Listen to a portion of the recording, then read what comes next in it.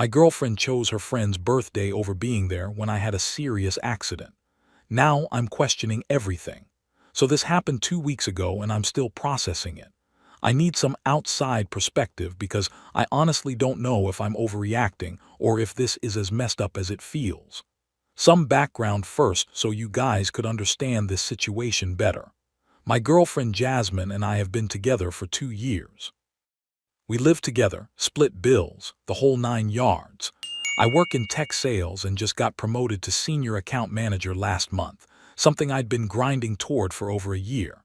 The promotion came with a 40% raise and basically set up my entire career trajectory. The day this all went down started amazing. My boss called me into his office around 3 p.m. and told me I got the promotion. I was over the moon. First thing I did was text Jasmine. "Baby, I got it. The promotion is official. Want to celebrate tonight? How about that steakhouse you love?" Her response was lukewarm. "That's great, babe, but I can't tonight. It's Jessica's birthday party. You knew about this." Here's the thing, I vaguely remembered her mentioning something about Jessica's birthday, but I figured if something this huge happened in my life, she might want to celebrate with me first. Jessica is Jasmine's college friend who she sees maybe 3 or 4 times a year, while this promotion was literally life-changing for us. I tried one more time. "I get that, but this is kind of a big deal. Could you maybe show up late to the party after dinner with me?" Her response hit different. "Don't be selfish, Mike. Friends only have one birthday a year. Your promotion isn't going anywhere. We can celebrate later." That word, selfish, just sat wrong with me. But I didn't want to fight, so I said fine and told her I'd just grab drinks with my coworkers instead. Fast forward to around 9 p.m. I was leaving Murphy's Pub, the place across my office building where my team and I had gone for celebratory drinks. I was texting my buddy Dave, trying to coordinate meeting up later when I stepped into the crosswalk. I never saw the Honda Civic run the red light. Next thing I knew, I was on the pavement with people screaming around me. My left leg felt wrong, really wrong. There was blood on my face and my ribs felt like they were on fire every time I breathed. Someone was already calling 911. The paramedics were great, got me stabilized and to the hospital fast. Turned out I had a fractured tibia and 3 broken ribs. Could have been way worse, but I was looking at surgery and weeks of recovery. Here's where it gets really messed up. I'm in the ER. They've got me on pain meds, but I'm coherent enough to use my phone. The doctor said I was stable but would need surgery in the morning. Something about waiting for the orthopedic surgeon and making sure there's no internal bleeding they missed. They wanted to do more scans and have me fast overnight before the operation. All I wanted was to hear Jasmine's voice, to have her there with me. I was scared, alone, and everything hurt. I called her around 11 p.m. "Mike, what's up? I'm at Jessica's party." "Jasmine, I got hit by a car. I'm in the hospital. Can you come?" Silence for like 10 seconds. Then, "What? Are you serious? How bad is it?" "Pretty bad. Broken leg, broken ribs. I need surgery tomorrow." Another pause. I could hear music and laughing in the background. "Well, can it wait till tomorrow morning?" I'm right in the middle of Jessica's thing and everyone's here. It would be weird to leave now. I couldn't believe what I was hearing. "Jasmine, I got hit by a car. I'm asking you to come to the hospital." "Look, you're obviously fine enough to call me. Just sleep it off or call your mom. We're doing karaoke and I already paid for bottle service. I'll come tomorrow morning, okay?" The line went dead. She hung up on me. I stared at that phone for probably 20 minutes. The nurse came by and asked if I needed her to call anyone else. I ended up calling my mom, who lives 3 states away, and my buddy Dave. Dave dropped everything and was there within an hour. But here's what really got me. Around midnight, Jasmine posted an Instagram story from the party. She's got a drink in her hand, huge smile, with the caption, "Girls' night is everything. Priorities, friends, forever priorities." While I was lying in a hospital bed with a broken leg. The worst part, several of my coworkers had seen the accident happen. It was right outside our building and apparently pretty dramatic, ambulance, police, the works. By the next morning, word had spread around the office about what happened. So picture this. Everyone at work knows I got seriously injured. They're sending flowers and well wishes, and then they see my girlfriend's Instagram showing her partying that same night with captions about priorities. I had surgery the next morning. Dave stayed the whole time. Jasmine never showed up, didn't even text. She finally texted me the next afternoon. Hey, hope the surgery went okay. Jessica's party was crazy lol. When are you coming home? That's when it hit me. I started thinking about other times she'd done this. When I graduated with my MBA 2 years ago, she skipped my graduation dinner because her friend group had planned a wine tasting. When my grandfather died last year, she came to the funeral but left early because her college roommate was in town. There's always been someone else's priority that came before supporting me at important moments. I'm still in the hospital now, day 3 post-surgery, and I keep asking myself this question over and over again. If you can't show up when your partner is literally in the emergency room, when exactly will you show up? Dave's been a rock through this whole thing. He's taking time off work to help me when I get discharged. Meanwhile, Jasmine has visited exactly once for about 20 minutes, spent most of it on her phone, and complained that the parking garage was expensive. Reddit, I need some perspective. Am I overreacting? Is this relationship salvageable, or am I finally seeing her true colors? Edit. Thanks for all the responses so far. Someone asked about the Instagram post. Yeah, it's still up. Several coworkers have seen it, and the timing is not good for her reputation around the office. Update 1. Jesus Christ, I wasn't expecting that response. Thank you to everyone who commented. It really helped me see this situation clearly. So I got out of the hospital 3 days ago. Jasmine picked me up, but spent the whole car ride complaining about having to leave work early and how the hospital parking fees were adding up. Not once did she ask how I was feeling or if I needed anything. The first 2 days home were enlightening. I'm on crutches, can barely get around, and need help with basic stuff. Jasmine's version of taking care of me was leaving a sandwich on the counter and telling me she was going out with friends because being cooped up is bad for her mental health. But the real wake-up call came yesterday. I'd been doing a lot of thinking while laid up, and I started really looking at our relationship patterns. You guys were right, this wasn't a one-off thing. So I did something I probably should have done years ago. I made a list. Times Jasmine wasn't there when it mattered. My MBA graduation dinner, chose wine tasting with friends. My grandfather's funeral, left early for college roommate visit. My job interview for this current position, chose brunch with her sister. Now this accident. Times I dropped everything for her. Drove 4 hours to get her when her car broke down. Skipped my cousin's wedding to comfort her during a friend breakup. Left a work conference early when she had a panic attack. The pattern was so clear it actually hurt to look at. But wait, it gets better. Yesterday, my coworker James stopped by with some work documents I needed to sign. He's usually pretty professional, but he seemed uncomfortable about something. Finally, he just said, "Dude, I don't know if I should tell you this, but people around the office are talking." Turns out, Jasmine's Instagram post from the night of my accident has been making rounds at work. The timestamp shows she posted it around midnight, right after I called her from the hospital. Someone screenshot it before she could delete it.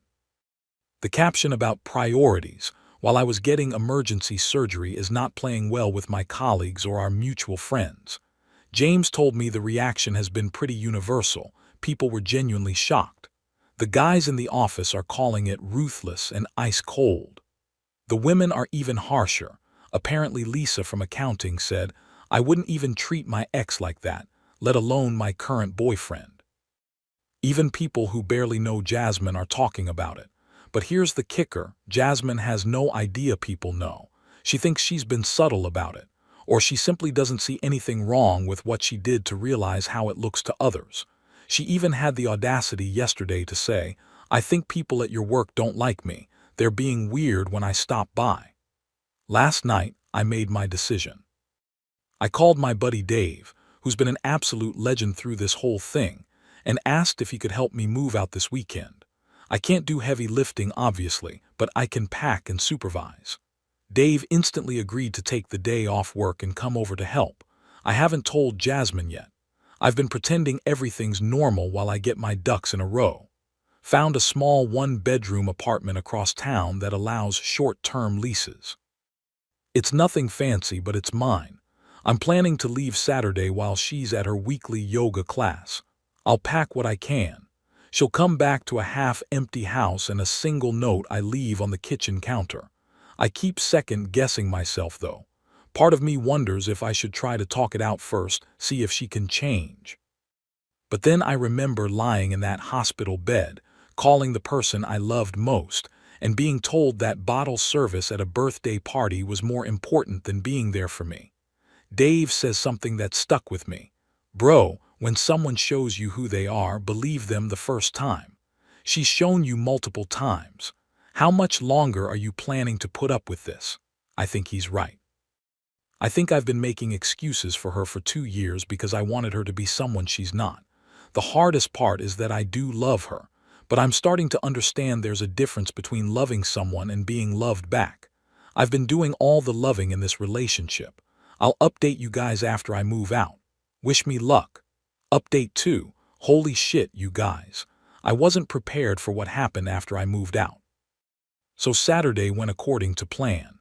Dave and 2 other friends helped me pack and move while Jasmine was at yoga. I took only what was absolutely mine, being extra careful not to mix up anything that belonged to her. My leg was still pretty messed up, so I mostly sat in a chair and directed traffic while they did the heavy lifting. We got all my stuff out in about 3 hours. I left the note on the kitchen counter where she'd see it immediately, kept it simple. Jasmine, I needed you once, really needed you, and you chose someone else. That tells me everything I need to know about our relationship and what I mean to you. I hope Jessica's birthday was worth it. Please don't contact me, Mike. Then I turned off my phone and went to my new place.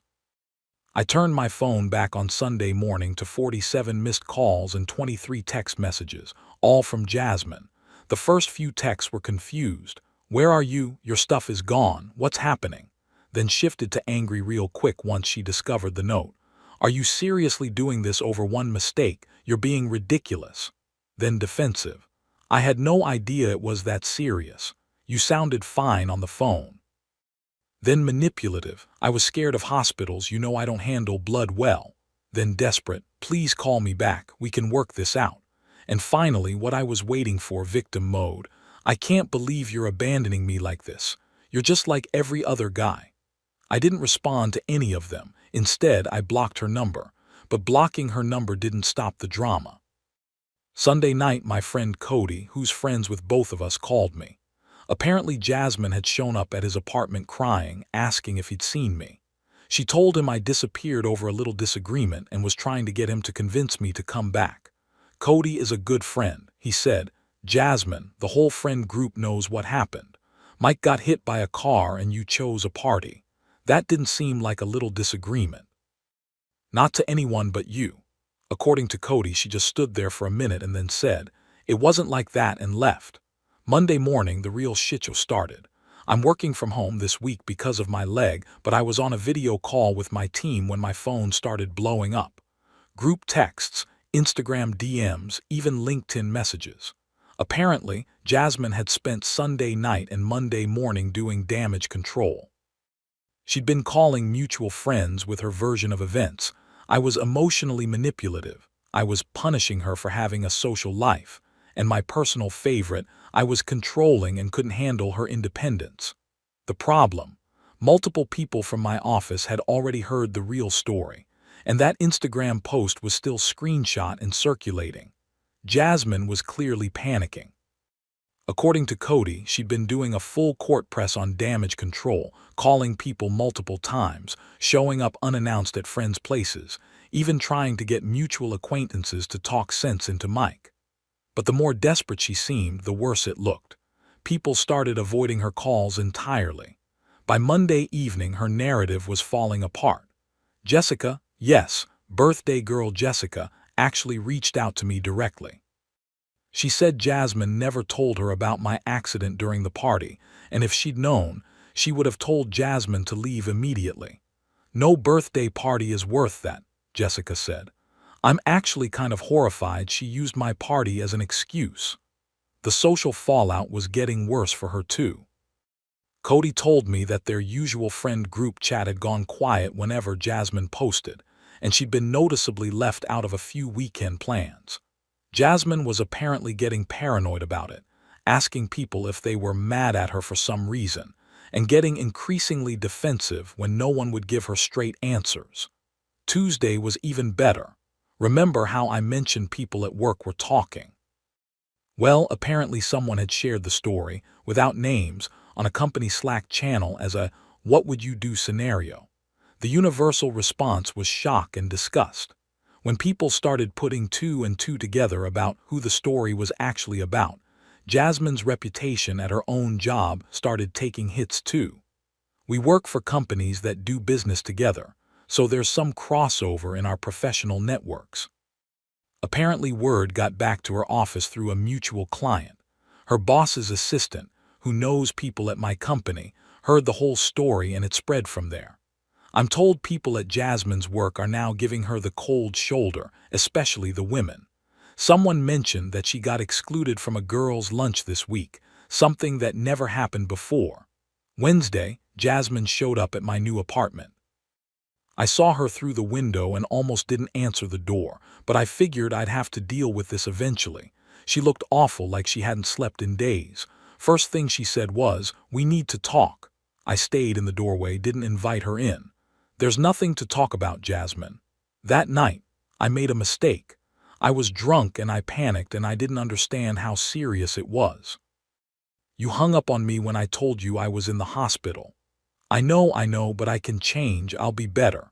Here's what got me: she was crying, but it felt performative. Like she was crying because she was supposed to, not because she actually understood what she'd done. I said, "Jasmine, when is the last time you asked me how I'm feeling? Physically, emotionally, anything?" She opened her mouth and then closed it. She literally couldn't answer. I have 3 broken ribs and a fractured leg. I'll be in physical therapy for months. I can barely sleep because of the pain. And in the 2 weeks since this happened, you've never once asked me how I'm dealing with it. Even now, standing here, you haven't asked. She started crying harder, but I was done. "You taught me something important, Jasmine. You taught me the difference between someone who loves you and someone who's just comfortable with you being around. I hope it was a good lesson for both of us." I closed the door. She stood outside for maybe 10 minutes, sometimes knocking softly, sometimes just standing there. Eventually she left. I haven't heard from her since. The crazy thing is, I feel lighter. Like I'd been carrying around this weight I didn't even realize was there. Dave came over last night with pizza and we just hung out like old times. He said I seem more like myself than I have in years. I start physical therapy Monday. Work has been incredibly supportive. I've got a good friend group that has my back. My new apartment is small, but it's peaceful. I keep thinking about what would have happened if I'd stayed. If I'd accepted her apology and tried to make it work. Would she have changed, or would I have just taught her that she could treat me like an afterthought and I'd always come back?